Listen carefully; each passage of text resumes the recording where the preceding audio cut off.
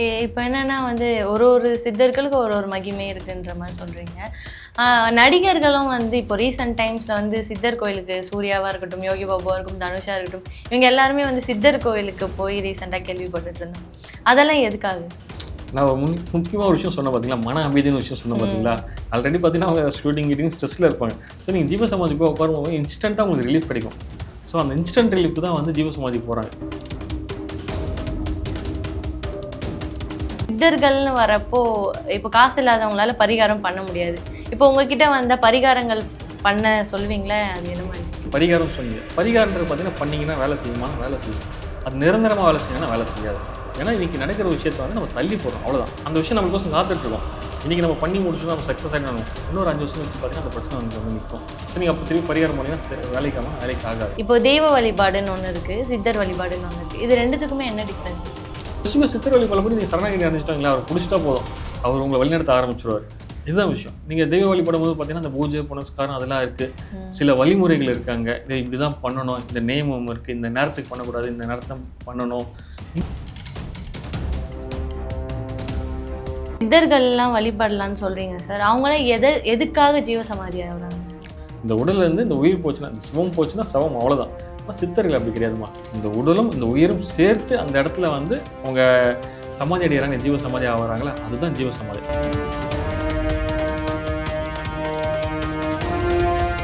ஒரு சிலருக்கு வந்து தங்கம் செட் ஆகாது, ஒரு சிலருக்கு வெள்ளி செட் ஆகாது, ஒரு சிலருக்கு வைரம் செட் ஆகாது. இதெல்லாம் எப்படி சார்? அதை பார்த்து ஜாதகத்தை பார்த்து தான் உங்களுக்கு இதெல்லாம் செட் ஆகும்னு வாங்கணுமா, இல்லை நார்மலாகவே என்ன வேணால் வாங்கலாமா சார்? இப்போ தங்கம் வெள்ளி இது எல்லாமே பொதுவாக செட் ஆகும். வைரம் ஆக தெரியுமா? வைரம் எல்லாருக்கும் செட் ஆகாது. சிலருக்குலாம் செட் ஆகாது, மொத்தமாக காலி பண்ணி விட்டுரும் வைரம். இன்னைக்கு வைரம் கம்பல் போட்டவங்கன்னா எல்லாரும் போட முடியாது.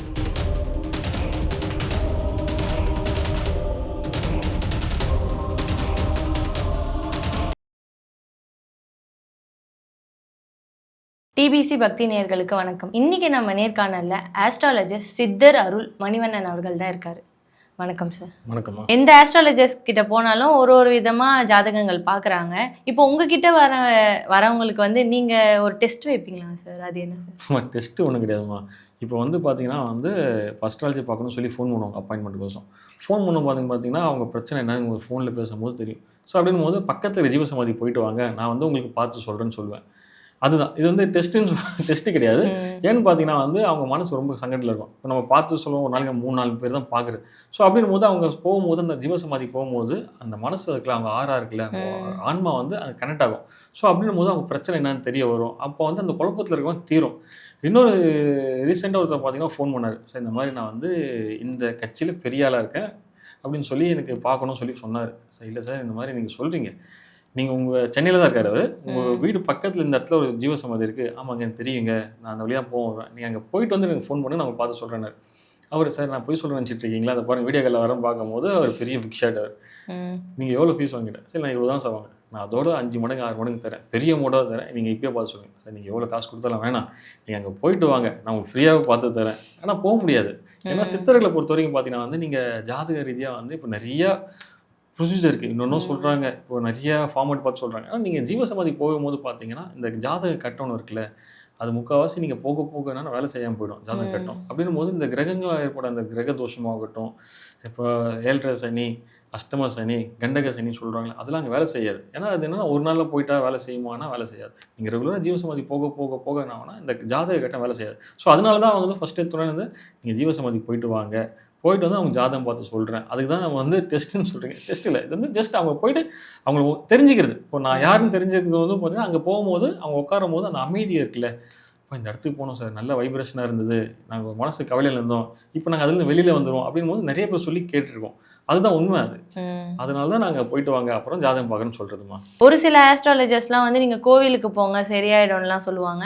நீங்கள் வந்து ஜீவசமாதிக்கு போயிட்டு வாங்கன்ற மாதிரி சொல்கிறது எதுனால சார்? ஏன்னா உங்களுக்கு வந்து பார்த்தீங்கன்னா வந்து ஆல்ரெடி உங்கள் கஷ்டத்தில் இருக்கீங்க, இன்ஸ்டன்ட் ஒரு ரெமிடி. நீங்கள் வந்து பக்கத்தில் பெரிய கோயிலுக்கு, நான் கோயிலுக்கு போக வேணாம் சொல்ல, நீங்கள் கோயிலுக்கு போங்க, அதே நேரத்தில் பக்கத்தில் இருக்க ஜீவசமாதிக்கு போங்க.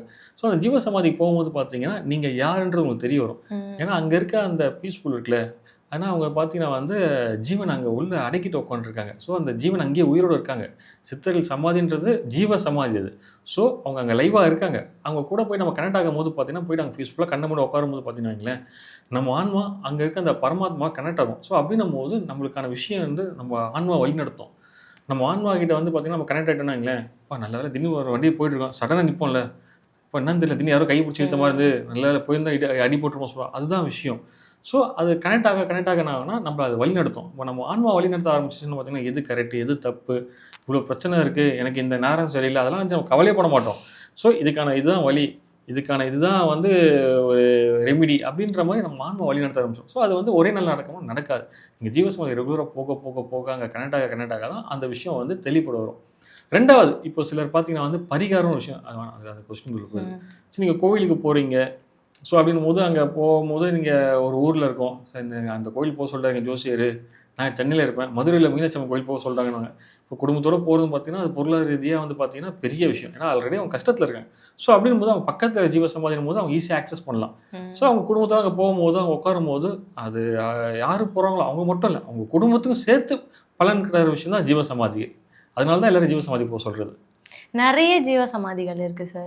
எங்கே போனால் இது மாதிரி நடக்கும்ன்ற மாதிரி ஏதாச்சும் இருக்குங்க சார்? குறிப்பாக நம்ம இந்தியாவில் பார்த்தீங்கன்னா சென்னையில் தான், அதுவும் குறிப்பாக நம்ம இந்தியாவில் தமிழ்நாட்டிலே சென்னையில் தான் பார்த்தீங்கன்னா நிறைய ஜீவசமாதி இருக்குது. நீங்கள் சென்னையில் எடுத்துன்னு வைங்களேன், விரலூட்ட என்ன முடியாது, ஏகப்பட்ட ஜீவசமாதி. ஒரு ஏரியாவுக்கு பார்த்தீங்கன்னா குறைஞ்ச 5-6 ஜீவசமாதி இருக்குது. ஸோ அப்படின்னும் போது வந்து நீங்கள் இந்த ஜீவசமாதிக்கு போங்க அந்த ஜீவசமாதிக்கு போங்க சொல்லும் போது இப்போ ஜாதக ரீதியாக பார்த்தீங்கன்னா சிலருக்கு சில பிரச்சனைகள் இருக்கும், சிலருக்கு கடன் பிரச்சனை இருக்கும், சிலருக்கு பார்த்தீங்கன்னா மருத்துவ ரீதியாக பிரச்சனை இருக்கும். சார் அவங்க என்ன ஹாஸ்பிட்டல் போயிருப்பாங்க, மருந்து மாத்திரை எடுத்துருப்பாங்க, சார் நான் பார்க்காத டாக்டரே கிடையாது சார், பெரிய டாக்டர்லாம் பார்த்துட்டேன், ஃபாரின்லாம் போயிட்டு வந்துட்டேன், ஆனால் இந்த என்னன்னு தெரியல, உடம்பு சரியாக மாட்டேது அப்படின்னுவாங்க. இன்னும் சிலர், சார் நான் நிறைய சம்பாதிக்கிறேன், ஆனால் இந்த கடன் மட்டும் என்னால் அடைக்க முடியல, இப்படி வாங்குறேன் இப்படி கொடுக்குறேன் போக மாட்டுது. ரெண்டாவது, இன்னும் குறிப்பாக சொல்லணும், பிஸ்னஸ் பண்ணுறாங்க இருக்காங்களே, நானும் பார்த்தீங்கன்னா வந்து பிஸ்னஸ் பண்ணுறேன் சார், பண்ணுறேன் இன்னொன்று பிஸ்னஸாக பண்ணேன். நம்ம விவேக் சொல்கிற மாதிரி தான், பெரிய அந்த லாரி பார்த்தீங்கன்னா டெம்போ சுருங்கி அந்த மாதிரியா இருக்க நிறைய பேர் இருக்காங்க. ஸோ இவங்களாம் இங்கே போகும்போது என்னன்னா குறிப்பிட்ட ஜீவசமாதியில் இருக்குது. ஸோ அது மாதிரி அவங்க ஜாதகம் பார்க்கும்போது அந்த ஜீவசமாதியில் வரும் பிரபஞ்சத்து ரகசியம். ஸோ அப்படி அங்கே போகும்போது பார்த்தீங்கன்னா அவங்க அந்த பிரச்சனை கிளியர் ஆகும். ரெண்டாவது பார்த்தீங்கன்னா இங்கே சென்னையில் பார்த்தீங்கன்னா வந்து நம்ம இந்த ஜீவசமாதி போனால் இவர் சூப்பர் எல்லா சித்தரும் ஒன்று தான்.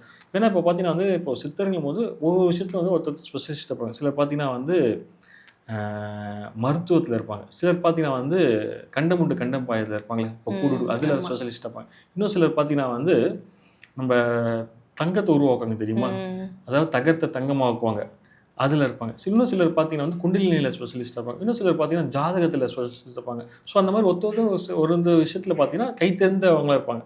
ஸோ இவங்களை வந்து பார்த்தீங்கன்னா ஒருத்தர் வந்து நம்ம பிரிக்க முடியாது, அதுக்கான தகுதி நம்மளுக்கு கிடையாது. ஸோ இவங்க தான் சூப்பர், அவங்க தான் சூப்பர் கிடையாது, எல்லாருமே ஒன்று தான். நீங்கள் அந்த ஜீவசமாதிக்கு போக உங்களுக்கான விஷயம் ஒன்றுனா மாறும்.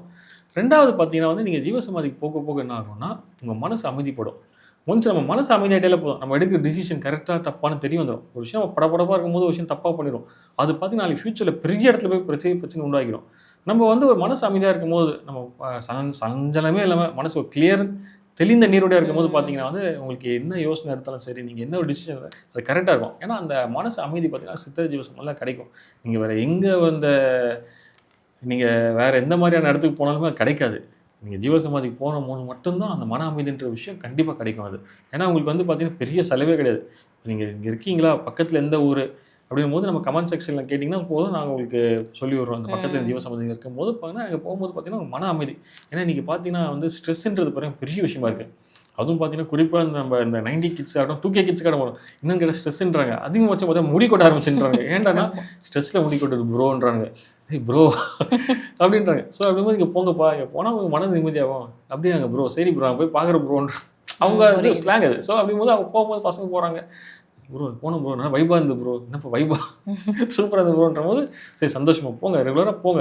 அங்கே பசங்களுக்கு என்னன்னா அந்த ஒரு விஷயம் போக என்ன ஆகுனா அது அவங்களுக்கே தெரியாமல் நாளைக்கு அவங்க ஃப்யூச்சர் ஆகட்டும், நாளைக்கு அவங்க வர குடும்பமாகட்டும், அவங்களுக்கு அமைகிற குடும்பம் பசங்களாகட்டும் எல்லாமே பார்த்தீங்கன்னா வந்து விருத்தி அடைவாங்க. ஸோ அவங்களுக்கு தெரியாமல் விஷயம் பண்ணும்போது பார்த்தீங்கன்னா பசங்க போக என்னன்னா வாழ்க்கையில் பெரிய இடத்துக்கு போவாங்க. அது ஜாதக ரீதியாக என்ன கோளாறாக இருக்கட்டும் அது எல்லாமே கடந்து உங்கள் பெரிய இடத்துக்கு போவாங்கன்றது உண்மையான ஒரு விஷயம் அது. ஏன்னா கண் கூட நிறைய பேரை பார்த்துருக்கோம், அதனால தான்மா. இப்போ என்னன்னா வந்து ஒரு சித்தர்களுக்கு ஒரு மகிமை இருக்குன்ற மாதிரி சொல்றீங்க. நடிகர்களும் வந்து இப்போ ரீசெண்ட் டைம்ஸ்ல வந்து சித்தர் கோயிலுக்கு சூர்யாவா இருக்கட்டும், யோகி பாபுவா இருக்கட்டும், தனுஷா இருக்கட்டும், இவங்க எல்லாருமே வந்து சித்தர் கோயிலுக்கு போய் ரீசெண்டாக கேள்விப்பட்டுட்டு இருந்தோம். அதெல்லாம் எதுக்காக? நான் முக்கியமாக ஒரு விஷயம் சொன்னேன் பார்த்தீங்களா, மன அமைதின்னு விஷயம் சொன்னேன் பார்த்தீங்களா. ஆல்ரெடி பார்த்தீங்கன்னா அவங்க ஷூட்டிங் கிட்டிங் ஸ்ட்ரெஸ்ஸில் இருப்பாங்க. ஸோ நீங்கள் ஜீவசமாதி போய் உட்காரும்போது இன்ஸ்டண்ட்டாக உங்களுக்கு ரிலீஃப் கிடைக்கும். ஸோ அந்த இன்ஸ்டன்ட் ரிலீஃப் தான் வந்து ஜீவசமாதி போகிறாங்க. இப்போ அவங்களாம் பார்த்தீங்கன்னா வந்து குறிப்பிட்ட ஜீவசமாதி போய்ட்டுருக்காங்க. ஸோ அப்படின் போது அவங்க தான் பெரியவங்க கிடையாது. எனக்கு அதை தாண்டி பார்த்தீங்கன்னா நிறைய ஜீவசமாதி இருக்குது. சென்னை பெருங்குளத்தில் பார்த்தீங்கன்னா சதானந்த சுவாமி ஜீவசமாதி ஒரு ஜீவசமாதி இருக்குது. ஸோ அவர் வந்து பார்த்தீங்கன்னா வந்து 105 வருஷம் அவர் ஜீவசமாதி அடைஞ்சு அது பார்த்தீங்கன்னா வந்து நவகண்ட யோகி. நவகண்டம்னா வந்து நம்ம உடம்பு இருக்குல்ல, அந்த உடம்பை 9 பாகமாக பிரித்து யோகம் பண்ணுறவங்க அவங்க. இப்போ நம்ம உடம்பு வெட்டி போட்ட பிறகு 9 துண்டா, அந்த மாதிரி 9 வாட்டாக பிரித்து யோகம் பண்ணுறவங்க. அப்போ அந்த இடத்துக்கு போகும்போது எப்படி இருக்கும், அவங்க ஜீவசமாதி அடைஞ்ச இடம் அது. ஸோ அந்த கொடுக்குற விபூதி இருக்குல்ல, நீங்கள் எந்த சித்தர் கோயிலாகட்டும் அந்த கொடுக்குற விபூதி வந்து தயவுசெய்து வாங்கி வேஸ்ட் பண்ணாதீங்க. ஏன்னா அது அவ்வளோ மருத்துவ மகிமை இருக்குது. ஏன்னா அந்த விபூதின்றது சாதாரண விஷயம் கிடையாது. நான் சொன்ன சதானந்த சுவாமிகள் அந்த ஜீவசமாதியில் போகும்போது பார்த்தீங்கன்னா சதானந்த சுவாமி ஜீவசமாதி கொடுக்குற விபூதி இருக்குல்ல, அது அருமருந்து. நிறைய பேருக்கு பார்த்தீங்கன்னா நிறைய உடல் ரீதியாக எனக்கு பிரச்சனையை க்யூர் பண்ணியிருக்கு. ஏன்னா அனுபவபூர்வமாக வந்து உணர்ந்த விஷயத்த வந்து உங்ககிட்ட சொல்கிறது. ஏன்னா அந்த விபூதி ஆகட்டும், நான் வந்து பர்டிகுலராக இந்த ஜீவசமாதி எல்லா ஜீவசமாதி சித்தர்கள் ஜீவசமாதி கொடுக்குற விபூதின்றது அவ்வளோ மருத்துவமான விஷயம். உங்களுக்கு உடம்பு சரியில்லையா, இல்லை யாருக்காவது உடம்பு முடியலன்றாங்களா, அந்த விபூதியை கொடுத்து பாருங்கள். அவங்க எப்படி ஆக்டிவேட் ஆகுறாங்கன்னு மொத்தம் நீங்கள் கண்கூட பார்க்கலாம் இது. ஏன்னா இது வந்து நம்ம சொல்லியில்லை, நீங்கள் ஜஸ்ட் செக் பண்ணி பாருங்கள், ப்ராக்டிக்கலாக செக் பண்ணி பாருங்கள், உங்களுக்கே தெரியும் அந்த ரகசியம் என்னன்றது. அந்த விபூதிக்கு அவ்வளோ மகிமை இருக்குது. சித்தர்கள் ஜீவசமாதி கொடுக்குற விபூதிக்குன்றது அவ்வளோ மகிமை இருக்குது. இப்போ நீங்கள் சித்தர்களை பற்றி பேசும்போது கேட்குறேன் சார், என்னென்னா இப்போது ஜாதகம் பார்க்க போனால் இந்த கோவிலுக்கு போங்க, இந்த பரிகாரம் பண்ணுங்கள் சரியாயிடும்லாம் சொல்கிறாங்க, இல்லை இந்த பரிகாரம் பண்ணுங்கள் சரியாயிடும்ன்றாங்க. சித்தர்கள்னு வரப்போ இப்போ காசு இல்லாதவங்களால பரிகாரம் பண்ண முடியாது. இப்போ உங்ககிட்ட வந்த பரிகாரங்கள் பண்ண சொல்லுவீங்களே, அது என்ன மாதிரி சார்? நல்ல கேள்வி கேட்டிங்கம்மா. இப்போ ஆல்ரெடி வந்து ஜாதகம் பார்க்க எதுக்கு வருவாங்க, உங்களுக்கு கஷ்டம் ஒரு பிரச்சனைக்கும் போது தான் ஜாதகம் பார்க்க வராங்க. ஸோ அப்படின்னும் போது அவங்கள வந்து மேலும் நம்ம கஷ்டப்படுத்தக்கூடாது. ரெண்டாவது நீங்கள் பரிகாரம் சொன்னீங்க. பரிகாரன்றது பார்த்தீங்கன்னா பண்ணிங்கன்னா வேலை செய்யுமானா வேலை செய்யும். அது நிரந்தரமாக வேலை செய்யணும்னா வேலை செய்யாது. ஏன்னா இன்றைக்கி நடக்கிற விஷயத்தை வந்து நம்ம தள்ளி போடுறோம், அவ்வளோதான். அந்த விஷயம் நம்மளுக்கோசம் காத்துட்ருக்கோம். இன்றைக்கி நம்ம பண்ணி முடிச்சுட்டு நம்ம சக்ஸஸ் ஆகிடணும். இன்னொரு 5 வருஷம் கழிச்சு பார்த்தீங்கன்னா அந்த பிரச்சனை நமக்கு வந்து நிற்கும். ஸோ நீங்கள் அப்போ திருப்பி பரிகாரம் பண்ணிங்கன்னா வேலைக்கு ஆகாது. சித்தர்கள்கிட்ட போக சொல்லும்போது ஏன்னு பார்த்தீங்கன்னா சித்தர்கள் பார்த்தீங்கன்னா இயற்கைக்கு அப்பாற்பட்டவங்க. ஸோ அவங்களால இப்போ நினச்சிங்கன்னா பார்த்தீங்கன்னா ஒரு புது உலகத்தை உருவாக்க முடியும். ஒரு செத்த மனுஷனை கூட ஏஞ்சி உயிரோடு நடக்க முடியும். ஏன்னா நம்ம வரலாறு அப்படி தான் சொல்லியிருக்கு. அதை தாண்டி பார்த்தீங்கன்னா கண் கூட நிறைய பேர் பார்த்தீங்கன்னா ஜீவசமாதிக்கு போகிறவங்க, அந்த ஜீவசமாதிக்கு போகிறாங்களே அவங்களுக்கு தெரியும் எப்படி இருந்தவன் உடம்பு இப்படி சரியாச்சு. கேன்சர் பேஷண்ட்டில் குணமானவங்களாம் பார்த்தீங்கன்னா அற்புதமான நிகழும் ஜீவசமாதியில். நீங்கள் வந்து சாதாரண விஷயம் கிடையாது ஜீவசமாதிக்கு போகும்போது. ஸோ அப்படிங்கும்போது நான் சித்தர்கள் ஜீவசமாதிக்கு போங்க, இந்த ஜீவசமாதி பர்டிகுலராக இந்த ஜீவசமாதிக்கு போங்க வழிபடுங்க அப்படிங்கும்போது அந்த கர்மா கிளியர் ஆகும். ஏன்னா நீங்கள் பரிகாரம் பண்ணுறீங்க, பரிகாரம் பண்ணும்போது ஒரு விஷயம் நடக்கிற விஷயம் தள்ளி போடுறீங்க, ஆனால் அந்த விஷயம் நடக்காமல் இருக்காது, அந்த கர்மா கிளியர் ஆகாது. நீங்கள் ஜீவசமாதிக்கு போக தான் உங்கள் கர்மா கிளியர் ஆகும். இது போனால் ஒரே நாளில் சரியாயிடுமா, 2 நாள் போனால் சரியாயிடுமானா ஆகாது. நீங்கள் ரெகுலராக ஒரு ஜீவசமாதிக்கு போக என்னன்னா அங்கே போகும்போது தான் உங்கள் கர்மா கிளியர் ஆகிறத தாண்டி பார்த்தீங்கன்னா உங்களுக்கான விஷயம் பிடிபடும். சரி இப்போ வந்து நான் குருவை தேடி போகிறேன், இப்போ நிறைய பேர் கிளம்பிட்டாங்க. சரி என் குரு யாருன்னு சொல்லுங்கள், என் குரு யாருன்னு சொல்கிறேங்க.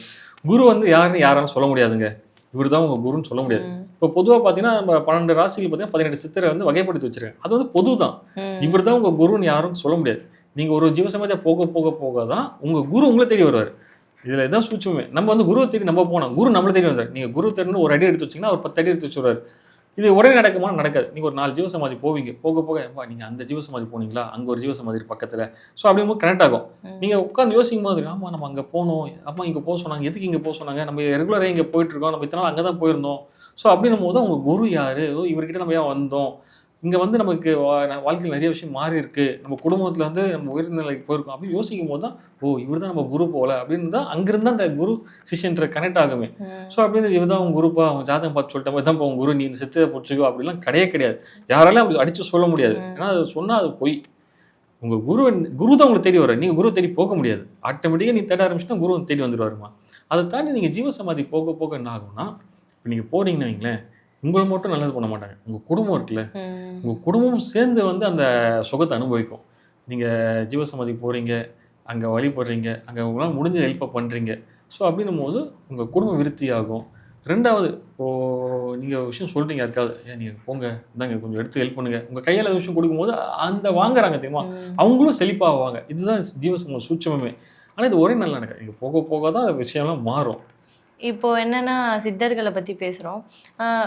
இப்போ தெய்வ வழிபாடுன்னு ஒன்று இருக்குது, சித்தர் வழிபாடுன்னு ஒன்று இருக்குது. இது ரெண்டுத்துக்குமே என்ன டிஃப்ரென்ஸ் இருக்குது சார்? இப்போ நம்ம தெய்வ வழிபாடுன்ற போது பார்த்தீங்கன்னா வந்து இதுதான் ப்ரொசீஜர்னு சொல்லி வச்சுட்டாங்க.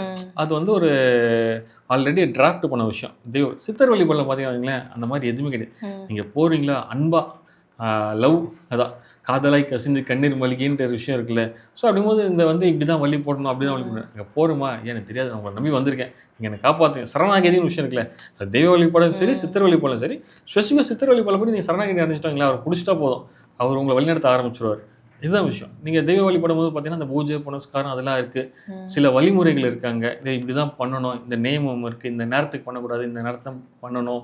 இங்கே போனீங்கன்னா நீங்கள் அப்படி கிடையாது. 24/7 உங்களுக்கு எனி டைம் நீங்கள் எப்போ தூங்கும் போதும் நினச்சி தான் வருவார். சரி நீங்கள் வந்து சப்போஸ் எங்கே பைக்கில் ட்ரைவ் பண்ணிட்டுருக்கீங்களா அப்படின்னு நினச்சாலும் வந்துடுவார் சுவாமி. ஸோ சுவாமி எல்லாரும் வந்துடுவாங்க. நீங்கள் சித்தரை வரும்போது ஈஸியாக கனெக்ட் ஆகிடலாம் உங்களுக்கு. நீங்கள் சுவாமி நீங்கள் தெய்வத்தை படி வந்து தவம் போனோம் இது போனோம் இருக்குல்ல, நீங்கள் சித்தரை ஈஸியாக கனெக்ட் ஆகிடலாம். ஆத்மாத்மா நீங்கள் கனெக்ட் பண்ணாலே போதும், ஈஸியாக நீங்கள் கனெக்ட் ஆகலாம் சித்தர்கிட்ட. ஆனால் எல்லாராலையும் போக முடியாது. அதான் ஒரு விஷயம், சூட்சமே அங்கே தான் இருக்குது. சித்தர்கள்லாம் வழிபடலான்னு சொல்கிறீங்க சார், அவங்களாம் எதுக்காக ஜீவசமாதி ஆகுறாங்க? ஜீவ சமாதின்ற பார்த்தீங்கன்னா இப்போ நம்ம உடல் இருக்குது, இந்த உடல் இந்த உயிர். இப்போது என் பேர் மணிவண்ணன் வச்சுக்கோங்களேன். இந்த உடலில் இந்த உயிர் இருக்குன்னு தான் மணிவண்ணன். இந்த உயிர் பரிசுன்னா சொல்லுவாங்க சவம் தான். எப்போ பாடி அடிக்கிறீங்க, எப்போ மணிவன் அடிக்கிறீங்க கேட்க மாட்டாங்க, எப்போங்க பாடி அடிக்கிறீங்க கேட்பாங்க. இந்த உடல்லேருந்து இந்த உயிர் போச்சுன்னா, இந்த சிவம் போச்சுன்னா சவம், அவ்வளோதான். ஆனால் சித்தர்கள் அப்படி கிடையாதுமா. இந்த உடலும் இந்த உயிரும் சேர்த்து அந்த இடத்துல வந்து அவங்க சமாதி அடைகிறாங்க, ஜீவ சமாதி ஆகிறாங்களா, அதுதான் ஜீவ சமாதி. ஒரே இடத்துல ஐக்கியமாகிறது தான். இந்த உடலுமாகட்டும் இந்த உயிராகட்டும் ரெண்டுமே சேர்த்து ஒரே இடத்துல ஐக்கியமாகி அவங்க பார்த்தீங்கன்னா வந்து தவம் தான் பண்ணிட்டு இருப்பாங்க. நம்ம கிளியராக வந்து நம்ம ரஜினி சாரோட 100ஆவது படத்தை காமிச்சிடுவாங்க, ராகவேந்திரா படத்தில். அவர் உட்காந்துட்டு இருப்பார், அவர் தவம் பண்ணி தான் இருப்பார், அந்த ஜபமல் உருட்டி தான் இருப்பார், மேலே அந்த இதான் வைப்பாங்க. இன்னமும் பார்த்தீங்கன்னா அவங்க லைவாக தான் இருப்பாங்க அங்கே. ஸோ ஜீவசமாதியில் போகும்போது பார்த்தீங்கன்னா சித்தர்கள் லைவாக இருக்காங்க அங்கே. அவங்க அந்த டைம் எனக்கு போதும் அப்படின்னும் போது ஜீவசமாதி அடைஞ்சிருக்காங்க விஷயமே தவிர, இன்னும் சிலருக்குலாம் பார்த்தீங்கன்னா நிறைய இடத்துல ஜீவசமாதி இருக்குது. இப்போ நம்ம சம்ஹாரமூர்த்தின்னு ஒருத்தர் இருக்காரு, அவருக்குலாம் பார்த்தீங்கன்னா 7 இடத்துல ஜீவசமாதி இருக்குது. நம்ம கோரக்கர் சித்தர் இருக்காருல்ல, அவருக்கே பார்த்தீங்கன்னா வந்து 4-5 இடத்துல ஜீவசமாதி இருக்குது, அகத்தே இருக்கும். ஸோ அந்த மாதிரினால இப்போ இந்த இடத்துல ஜீவசமாதி அடைகிறாங்களா, திருப்பி அவங்க வந்து அவங்க தேவைக்கு வந்தது வேற இடத்துல போய் ஜீவசமாதி அடைவாங்க. ஸோ அவங்களுக்கான காரியம் சித்திலாம் இருக்குல்ல, அது வந்து பிரபஞ்சத்தோட ரகசியம். நம்ம அதுக்குள்ளே போயிட்டு நதி மூலம் ரிஷி மூலம் ஆராய கூட சொல்லலாம், அந்த மாதிரி தான். ஆனால் ஜீவசமாதிக்கு போங்க, அங்கே போயிட்டு ஏன் இப்படி ஜீவசமாதி அடைஞ்சாரு, இவர் ஏன் இப்படி உட்காந்துருந்தாரு, இவர் ஏன் இதை பண்ணாரு, ஸோ அது ஆராய. நம்மளுக்கான பிரச்சனை என்ன, நம்மளுக்கு என்ன தேவை, அங்கே போனோமா, ஐயா இந்த மாதிரி எனக்கு இந்த பிரச்சனை இருக்குது, சரி பண்ணித்தாங்க, உங்களை நம்பி வந்திருக்கோம், அந்த மனசை விட்டு வேண்டுறோம்ல, அதுதான் அங்கே இதாகும். அதை விட்டுட்டு இவரையே இப்படி உட்காந்தாரு, இவரையே இப்படி உட்காந்தாரு, சரி நம்ம இவரை மாதிரி உட்காந்துக்கலாமா. இன்னும் சிலர்லாம் பார்த்தீங்கன்னா இவர் கை வச்சுட்டு இருப்பாங்க, இன்னொன்று பண்ணுவாங்க. பண்ணாதீங்க, ஃப்ரீயாக போங்க, மனசார உட்காருங்க, நல்ல தூக்கம் வரும். ஜீவசமாதி போனீங்கன்னா உண்மையாக சொல்லுவாங்க, ஜீவசமாதி தூக்கம் நல்லா வரும். தூக்கமே இல்லாமல் இருக்காங்க இந்த நைட்டு ஃபுல்லாக. சரி எனக்கு இந்த டீப் ஸ்லீப்பே இல்லை, ரொம்ப நாள் தூங்கவே இல்லை, தூக்கத்துக்கு நான் டேப்லெட் போடாமல் தூக்கம் இல்லை, என்ன பண்ணிட்டு தெரியும், அவங்க ஜீவசமாதி போங்க. ஜீவசமாதி போய் நீங்கள் உட்காரும்போது பார்த்தீங்கன்னா கண்டிப்பாக தூக்கம் வரும். ஏன்னா நிறைய பேருக்கு வந்து சார் தூக்கமே சொல்லுவாங்க, முதல்ல இங்கே ஜீவசமாதி போய்டுவாங்க, அப்புறம் சொல்லுவாங்க சார் நீங்கள் சொன்னீங்க போனேன், நல்லா தூங்குறேன், நிம்மதியாக இருக்காங்க. போனோன்னே வந்து எல்லாம் உட்காந்தேன், நானும் உட்காந்தேன், தூங்கிட்டேன். பார்த்தீங்கன்னா ஒரு 1.5 மணி நேரம் எழுந்திரிச்சேன், என்ன நடந்ததே தெரியல. அப்புறம் பார்த்தீங்கன்னா மனசு ஒரு ரெஃப்ரெஷ் ஆயிடுச்சு, எனக்கு இருக்கிற பிரச்சனைலாம் மறந்துடுச்சு, நான் நினச்சேன் இதோட அவ்வளோதான் காலி அப்படின்னு நினச்சோம்லாம் பார்த்தீங்கன்னா இல்லை நான் தெம்பாக வந்துடுவேன் அப்படின்னு போது நிறைய பேர் வந்து பார்த்தீங்கன்னா இன்றைக்கி சொல்லி அவங்க போயிட்டு, அதுன்னு நான் சொல்லி போனேன் நான் கிடையாது, அங்கே போனனால அவங்க இன்றைக்கி வாழ்க்கையில் வந்து அடுத்த பெரிய லெவலுக்கு போயிருக்காங்க நிறைய பேர். ஸோ அதுதான் ஜீவசமாதிக்கு போகுன்றேன். அது கோவிலுக்கு வந்து பார்த்தீங்கன்னா கோவில் வேறு, ஜீவசமாதி வேறு. இப்போது இதை பற்றி பேசும்போது வந்து எனக்கு பர்சனலாக சொல்கிறேன் சார், ரொம்ப நாளாக வந்து இது மாதிரி நடந்து எப்படி சொல்கிறது, எனக்கு அங்கே போனால் நிம்மதி கிடைக்கும். இப்போது ஷீரடி சாய்பாபா இருக்கார், அவருமே சமாதி இன்னும் அங்கே தான் இருக்குது. நிறைய பேர் ஷீரடிக்கு போகிறதில்ல, இங்கே நிறைய சாய்பாபா கோயிலெலாம் இருக்குது. அங்கே போனாலுமே ஒரு சிலருக்கு ஒரு சில, இப்போ மயிலாப்பூரில் சாய்பாபா கோயில் இருக்குது, இன்னும் ஒரு சில இடத்துல கோயில் இருக்குது. இப்போ அங்கே போகும்போது நிம்மதி கிடைக்குது. அந்த அங்கே ஒரு சிலை வச்சுருப்பாங்க சாய்பாபாவுக்கு, அதை பார்த்த உடனே ஒரு மனசில் ஒரு நிம்மதி சந்தோஷம், அதை பார்த்த உடனே கண்ணிலேருந்து தண்ணி வரும். இதெல்லாம் வந்து ஒரு சில கோவிலில் எக்ஸ்பீரியன்ஸ் பண்ணலாம், எல்லா சாய்பாபா கோயிலையும் பண்ணலான்னா இல்லை. அது எப்படி சார், அங்கே ஷீரடியில் இருக்கார், ஆனால் இங்கே வந்து கோயில்கள் தான் இருக்குது, ஆனால் ஒரு சில சிலையை பார்த்தா மட்டும் அந்த கனெக்ஷன் எப்படி சார் வருது? கரெக்டாக கேட்டீங்க நீங்கள். அதை சொன்னீங்களே, குறிப்பிட்ட சில இடம் சொன்னீங்களே. ஸோ அந்த சில இடத்துல பார்த்தீங்கன்னா வியாபார நோக்கம்னு இருக்கும், யாரும் தப்பு சொல்லக்கூடாது. சில இடத்துல ஆத்மார்த்தமாக விஷயம் இருக்கும், பாபாக்குன்னு செய்கிற இடம் இருக்கும் தெரியுமா. ஸோ அப்படிங்கும்போது நீங்கள் அந்த இடத்துக்கு போவீங்க. நீங்கள் போய் போது பார்த்தீங்கன்னா வந்து நீங்கள் மயிலாப்பூரோ இல்லை பாரிஸோ இல்லை மந்தவெளியோ எதுவும் பார்க்க மாட்டீங்க, ஸ்ரீரடி சாய்பாபா தான் பார்ப்பீங்க. போனோன்னா உங்களுக்கு கண்ணில் பாபா தான் தெரிவார், வேறு யாரும் தெரிய மாட்டாங்க. ஸோ அப்படிங்கும்போது பாபா தானே அவர், என் கண்ணில் தண்ணி வருது பாருங்க. ஸோ அதுதான் விஷயம். சொல்லும்போது என்னன்னா பாபா தானே அவரு. அப்படிங்கும் போது அந்த ஆன்மா இருக்குல்ல, நம்ம ஆன்மா அங்கே போய் கனெக்ட் ஆகிடும். நீங்கள் வந்து இடம் தெரியாது, இது வந்து சோல் தான். அங்கே இருக்க அந்த பரம்பொருளோட நம்ம ஆன்மா போய் கனெக்ட் ஆகும்போது பார்த்தீங்கன்னா அது நம்ம மயிலாப்பூரில் இருக்கோமா இல்லை ஸ்ரீல இருக்குமா எல்லாம் தெரியாது. அது நம்ம பாபா கூட இருக்கோம் அவ்வளோதான். அப்படின்னும் போது அந்த கண்ணை மலையே கண்ணில் தண்ணி வருது, நம்மள அறியாமல் ஒரு வைப்ரேஷன் ஆகும். அது இல்லாமல் பார்த்தீங்கன்னா அங்கே நடக்கிற இயல்பு. ஏன்னா அந்த இடத்துல பார்த்தீங்கன்னா நீங்கள் வந்து பாபா இருக்காரு. ஸோ இதுதான் விஷயம். அவங்க வந்து ஜீவசமாதியும் சரி ஒரு விஷயம் கேட்கும் போது, இப்போ நம்ம உட்காந்துருக்கோம், ஐயா இந்த மாதிரி பிரச்சனை வந்து வாங்க குருநாதான்னு கூப்பிட்டா குருநாதர் வந்துருவாரு. அவங்க வந்து பார்த்தீங்கன்னா வந்து நம்ம சிஷ்யருக்கு பிரச்சனை அப்படின்னா கிளம்பி வந்துருவாங்க. அதுதான் உண்மை, நிதர்சனம். ஏன்னா இப்போ நீங்கள் வந்து ஆத்மாத்மா இருக்கீங்க, உங்கள் அன்பு தூய்மையானது அப்படின்னும் போது அந்த லவ் உண்மையான போது அந்த சித்தர்கள் யாராகட்டும், பாபா ஆகட்டும், இங்கே சிலர்லாம் பார்த்தீங்கன்னா பாபா காப்பாற்று பாபான்னு பிரச்சனை தீர்ந்துடுவாங்க. அதுதான் உண்மை. ஸோ பாபான்றது எல்லாருக்கும் தெரியும். அதை தாண்டி நிறைய சித்தர்கள் இருக்காங்க. ஸோ அப்படின்னும் போது நீங்கள் அவர் கூப்பிடும் போது பார்த்தீங்கன்னா வந்து உங்களுக்கு ஹெல்ப் பண்ணுவாங்க.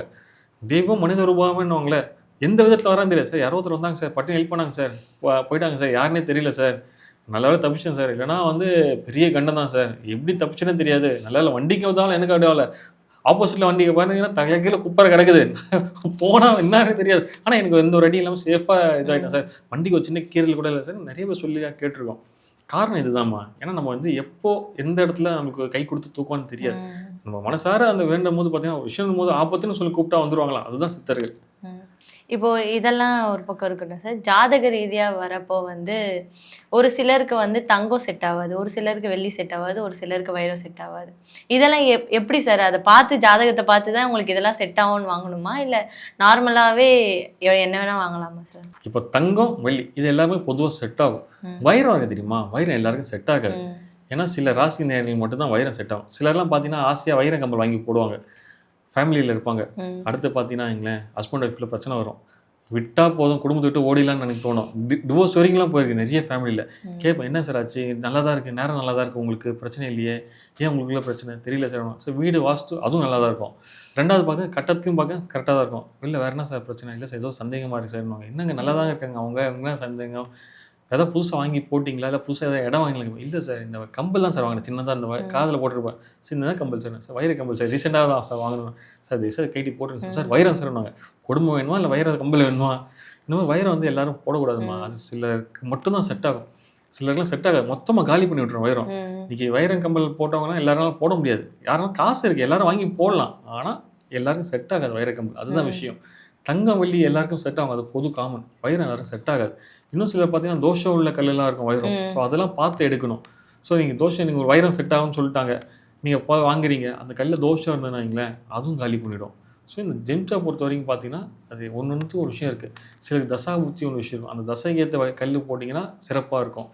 சில ராசி கல்லுன்னு சொல்லுவாங்கள்ல, உங்கள் ராசி இந்த நட்சத்திரத்துக்கு இந்த கல் போடுவாங்க. இல்லை சிலருக்கு தசா புத்திக்கு கல் போடுவாங்க. ஒரு சிலர் பார்த்தா 2 கையில் மோதிரம் மாட்டிட்டு இருப்பாங்க. ஏன்னா சரி இது ராசிக்கு ஒன்று, என் தசா புத்திக்கு ஒன்று. ஸோ அது ஆக்டிவேட் ஆகும். அது எங்கே பார்த்தீங்கன்னா அதை பார்த்து எடுக்கிற விஷயம் இருக்குது. இந்த கல் வந்து டூப்ளிகேட் கல்லா இல்லை இது ஒரிஜினல் கல் தானா, அந்த கல் வந்து அதுக்கு வந்து பார்த்தீங்கன்னா வந்து நான் சொன்ன மாதிரியே சாபமதாக இருக்கா அந்த கல்லில், ஏதாவது பின்னமாக இருக்கா, ஸோ அதெல்லாம் பார்த்து தான் எடுக்கணும். தோஷம் இருக்கா கல்லுக்கு, ஸோ இதெல்லாம் பார்த்து தான் எடுக்கணும். ஸோ அதை நிவர்த்தி பண்ணுற அப்படிங்கிறது வந்து பார்த்தீங்கன்னா நீங்கள் சித்தர்கள் ஜீவசமாதி வச்சு அதுக்குன்னு சில பூஜைகளாக இருக்குது. ஸோ அதை பண்ணி கொடுக்கும்போது அது ஆக்டிவேட் ஆகும். கல்லை பொறுத்த வரைக்கும் இது வைரம் இல்லை, எல்லா கல்லுக்கும் பொருந்தும் இது.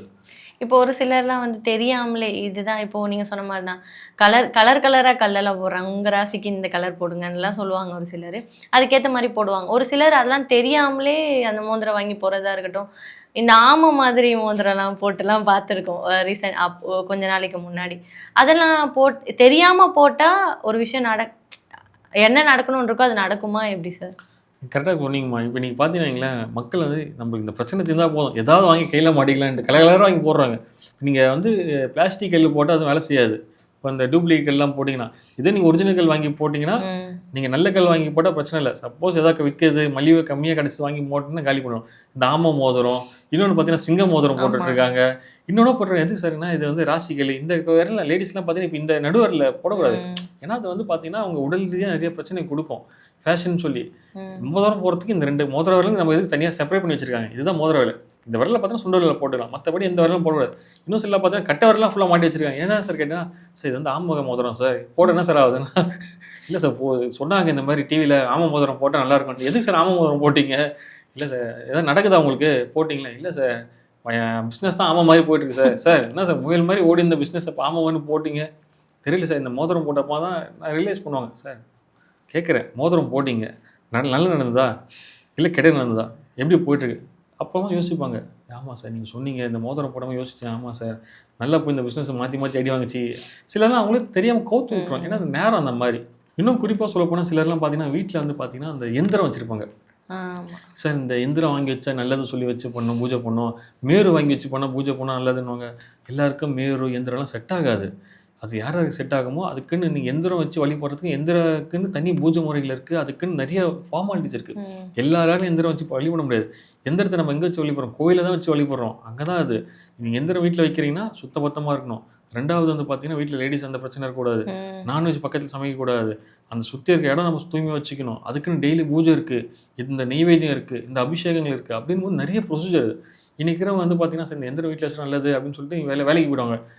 என்னங்க நடக்குதுன்னா சார் பிரச்சனை சார் வீட்டில். அதே மாதிரி இந்த கிறிஸ்டல்னு சொல்லுவாங்க, வாஸ்து கிறிஸ்டல் வாங்கி வைப்பாங்க. வாஸ்து பிரச்சனை கிறிஸ்டலுக்கு என்னங்க அது கண்ணாடி வாங்கி வச்சா சரியாயிடுவாங்க. காட்டோ கண்ணாடி திருப்பினா ஓடுற மாதிரி தான் வேலை செய்யும். ரொம்ப நாள் வேலை செய்யாது, நீடிச்சு வேலை செய்யாது. நீங்கள் யோசிச்சு பாருங்கள். இப்போ உங்கள் வீட்டில் வந்து ஒரு எந்திரம் இருக்குது, இல்லை ஒரு மேரு வாங்கி வச்சுருக்கீங்க. அந்த மேரு வந்ததுக்கப்புறமா இப்படி இருக்குது, வந்ததுக்கு பின்னாடி எப்படி இருக்குன்னு யோசிச்சு பாருங்கள் உங்கள் லைஃப். அப்படிங்கும்போது நீங்களே வந்து பார்த்தீங்கன்னா செல்ஃபாக நீங்கள் யோசிக்கும் போது தான் தெரியும். ஆமாம் அப்படின்னு சொல்லி விஷயம் புரியப்படும். ஏன்னா அதை வந்து நான் தப்புன்னு சொல்லிட்டோம்னாங்களே, என்ன நீ தப்புன்னு சொல்ல கமலை திட்டுவாங்க. நீங்களே யோசிக்கும் போது தான் தெரியும் ஸோ வாழ்க்கையில் வந்து மாறுதா இல்லையான்ட்டு. ஏன்னா நான் நிறைய பேர் வந்து கேட்டிருக்கேன். சார் வீட்டில் இந்த எந்திரிச்சு. ஆமாம் சார் ஒருத்தர் கொடுத்தாரு, எந்திரம் வரைஞ்சி கொடுத்தாரு. அந்த எந்திரம் மாட்டினா சூப்பராக இருக்கும் சார். சார் மாட்டினீங்க சார், இந்த மாட்டின வரைக்கும் நல்லா இருந்தா சார், அதுக்கப்புறம் என்ன சார் ஆச்சு? இல்லை சார் அது மாதிரி பார்த்தீங்கன்னா ஃபுல்லாக பிஸ்னஸ் ஸ்டடி தான் சார்.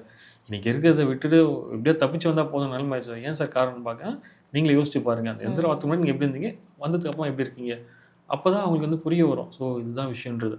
ஸோ அதனால தான் சொல்கிறது, எல்லோரும் எல்லாத்துக்கும் செட் ஆகாது. இன்றைக்கி சொல்லலாம் நீங்கள் இதை வாங்கி போட்டால் சூப்பராக எல்லாம் பணக்காரங்க, எல்லாரும் ஆக முடியாது பணக்காரங்க.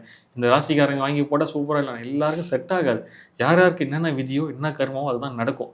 அந்த கர்மாவும் அந்த விதியை மாறத்துக்கான இடம் தான் ஜீவசமாதி. இப்போ என்னென்னா ஒரு சிலர் இப்போ வேலைக்கு போகிறவங்களா இருக்கட்டும், யாராக இருக்கட்டும், பிஸ்னஸ் ஸ்டார்ட் பண்ணுறவங்களா இருக்கட்டும், இவங்க இதை பண்ணாதான் நல்லது, அதை தவிர்த்து வேறு எது பண்ணாலும் லாஸ் ஆகும், இல்லைன்னா செட் ஆகாது அப்படின்ற மாதிரிலாம் இருக்கும். ஒரு சிலருக்கு வேலையே செட் ஆகாது. இப்போ ஒரு வேலை பண்ணாங்கன்னா ஒரு 3 மாதத்துக்கு மேலே போக மாட்டாங்க. ஸோ அது மாதிரிலாம் இருக்கிறது எதுனால சார்? அவங்களோட ஜாதகம் பார்க்கும்போது பார்த்தீங்கன்னா சிலர் நீங்கள் சொன்னீங்க, ஒருத்தர் இருக்கார், சார் நான் வேலைக்கு போனேன் சார், எனக்கு அங்கே எதுவுமே செட் ஆகல, பிடிக்கல சார். சார் என்ன சார் பண்ணீங்க? போனேன், இந்த மாதிரி என்ன வேலை செய்ய சொல்கிறாங்க சார். சார் வேலை செய்கிறதே வேலைக்கு தான் போகிறீங்க, வேலை செய்ய சொன்னால் எப்படி பண்ணுங்க? இல்லை சார் அதுவும் அதிகாரம் பண்ணுறாரு சார். சார் நீங்கள் ஓனர் கிடையாது, வேலை செய்ய தான் போகிறீங்க, அவள் தான் அதிகாரம் தான் பண்ணுவாங்க. ஏன்னா சில ராசியில் பார்த்தீங்கன்னா கட்டத்தில் சில கிரகங்கள் அந்த மாதிரி உட்காந்துருக்கும். அவங்க என்ன தான் வேலைக்கு போகணும் சரிம்மா, உட்காந்து தான் சாப்பிடணும் சிலர்லாம் இருக்கும். அந்த யோகாலாம் இருக்கு, யாருக்கும் கிடைக்காது. வேலைக்கு போவார், அவரும் கிளம்பி போவார், எல்லாம் பண்ணுவார். 3 மாதத்துக்கு மேலே வேலை நிற்க மாட்டார். அடுத்த 1 மாதத்தில் கிளம்பி வந்துடுவார். ஏன்னு பார்த்தீங்கன்னா இதுக்கு வந்து ஜாதக ரீதியாக சில தோஷங்கள் இருக்கும். ஸோ அப்படின்னும் போது இது நிவர்த்தி பண்ணுறதுக்கு பார்த்தீங்கன்னா வந்து இன்றைக்கி பார்த்தீங்கன்னா நிறைய பரிகாரங்கள், நீங்கள் இதை பண்ணால் சரியாயிடும். அவர் சொன்னார், சார் இந்த மாதிரி நான் வந்து எங்கள் அப்பா ஒரு லட்சம் கடை வாங்கி எனக்கு பரிகாரம் பண்ணார் சார், சரியாச்சு. அப்போ வேலைக்கு போயிருக்கணும். என்னன்னா போனேன் சார், ஒரு 3 மாதம் போனேன், அதுக்கப்புறம் திருப்பி வந்து வேலை செய்ய சொல்கிறாங்க, என்னால் முடியல, அதெல்லாம் கிளம்பி வந்துட்டேன்றார். ஸோ நீங்கள் ஜீவசமாதிக்கு போங்க, அதுதான் ஸ்டார்டிங்கில் சொல்கிறேன். இங்கே போகுது என்ன ஆகுனா இந்த பிரச்சனை தீரும். செலவே இல்லாமல் உங்களுக்கு ஒரு விஷயம் நடக்குதுன்னா போது சந்தோஷம் தானே. ஆல்ரெடி உங்கள் கஷ்டத்தில் இருக்கீங்க, நான் திருப்பி வந்து உங்களுக்கு ஒரு 50,000 கூட 1,00,000 கூட இந்த பரிகாரம் பண்ணால் சரியாயிடும், நீங்கள் வாழ்க்கையில் ஓஹோ நான் இல்லை அம்பானி ஆகிடலாம், அதெல்லாம் சும்மா போய் நீங்கள் போங்க, பக்கத்தில் ஜீவசமாதி போங்க. ரெண்டாவது இன்னொரு முக்கியமான விஷயம், இது எல்லாருமே ஃபாலோ பண்ண விஷயம், ரோட்டில் நாய் இருக்க, நாய்க்கு ஒரு பிஸ்கெட் வாங்கி போடுவோம், உங்களால் முடிஞ்சது. வீட்டு மொட்டை மாடி இருக்கா, பறவைங்களுக்கு தண்ணி வைங்க, கொஞ்சம் தீனி வைங்க. ஒரு 4 பேருக்கு உங்களால் முடிஞ்ச மாதத்துக்கு ஒரு தரையோ இல்லை மாதத்துக்கு 2 தரையோ சரி இல்லை சார் என்னால் டெய்லி முடியுமோ ஒரு 4 பேருக்கு சாப்பாடு வாங்கி கொடுங்க. கொடுக்கும்போது தண்ணி பாட்டிலும் சேர்த்து கொடுங்க. எறும்புகளுக்கு தீனி போடுங்க. இப்போ வீட்டு பக்கத்தில் காலி இடம் இருக்கா, இங்கே பக்கத்தில் எங்கேயாவது கோயிலுக்கு போகிறீங்களா, பச்சை அரிசி இருக்குல்ல அதை ரவையாக உடச்சிக்கோங்க, ஒரு ஓரமாக தூவி விடுங்க. நடுவரில் போட்டு போவாங்க, அது எறும்பு மெடி போடும், போகிறவங்க கஷ்டம். ஒரு ஓரமாக யாருக்கு டிஸ்டர்பன்ஸ் எல்லாம் போட்டு போங்க. பசுமாடு பார்க்குறீங்களா, உங்களால் முடிஞ்ச ஃப்ரூட்ஸோ வெஜிடபிளோ இல்லை பச்சரிசி வெள்ளம் கொடுங்க. ஏன்னா இப்போ எல்லாம் அகத்திக்கீரை கொடுக்க பாவம், வயிறு என்ன ஆகுது பாவம், எல்லாரும் அகத்திக்கீரை கொடுத்தா பாவம் மாடு என்ன ஆகுது. ஸோ உங்களால் முடிஞ்ச ஒரு பழம் வாங்கி கொடுங்க, இல்லை ஃப்ரூட்ஸ் வாங்கி கொடுங்க, இல்லை வெஜிடபிள் வாங்கி கொடுங்க. மாடு பார்த்தீங்கன்னா ப்ரெட்டு எல்லாமே சாப்பிடும். நீங்கள் அதுக்கு பிடிச்சதை வாங்கி கொடுங்க. அதை விட்டு எல்லாம் அகத்திக்கீரையே கொடுத்தீங்கன்னா பாவம் இல்லாது. ஸோ அந்த மாதிரி வந்து ஜீவகாருண்யம் பண்ணுங்கள். ஜீவகாருண்யம் பண்ண என்ன ஆகும்னா, இதுதான் வந்து பார்த்தீங்கன்னா உங்கள் குடும்பத்துக்கு உங்கள் அடுத்த தலைமுறைக்கு நீங்கள் சேர்த்து வைக்கிற பெரிய சொத்து. நீங்கள் சேர்த்து வைக்கிற காசோ பணமோ வந்து பார்த்தீங்கன்னா உங்களுக்கு நாளைக்கு உங்க கூட வராது. நீங்கள் பண்ணுற இந்த புண்ணிய கர்மா இருக்குல்ல, இந்த காரியங்கள் தான் பார்த்தீங்கன்னா உங்கள் கர்மாவை கிளியர் பண்ணுறதை தாண்டி பார்த்தீங்கன்னா உங்கள் அடுத்த தலைமுறை இருக்காங்களே, பசங்களாகட்டும் அவங்க பேர பேத்திங்களாகட்டும், அவங்களுக்கான நீங்கள் சேர்த்து வைக்கிற பெரிய சொத்து இதுதாங்க.